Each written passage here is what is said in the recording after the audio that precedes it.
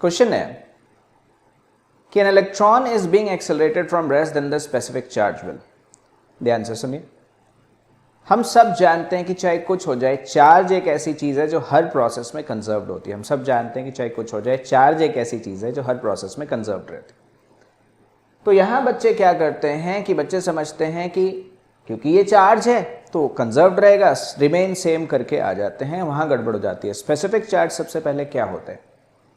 Specific charge जो है हम सब जानते हैं कि specific charge is actually charge by mass ratio. यहां electron by mass of electron होगा।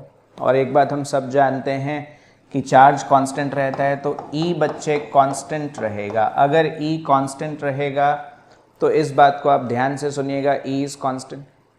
मास की बात हम करते हैं, मास का formula m0 root of 1 minus v square by c square. Correct बच्चे, ये फॉर्मूला होता है। वेलोसिटी के बढ़ने से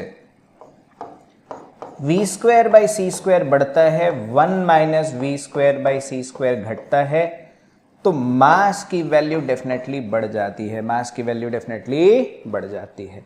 मास motion is greater than mass rest. Charge motion charge rest बराबर होते हैं, याद रखिएगा, लेकिन मास मोशन मास रेस्ट से बड़ा आता है।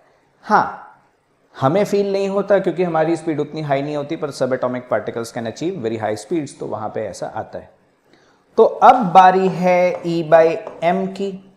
E कांस्टेंट रह रहा है, M बढ़ रहा है, तो ओवरऑल जो नंबर है वो डिक्रीज होगा। तो इस बात का ध्यान रखिएगा, sometimes what students do is word charge देख के कंफ्यूज हो जाते हैं कि कहीं ये सिंपल चार्ज की बात हो रही है और उन्होंने पढ़ा होता है कि चार्ज हमेशा कंजर्व्ड होता है तो वो कंजर्व ले लेते हैं। नहीं, यहाँ पे ये कंडीशन आ सकता है। ठीक है ना।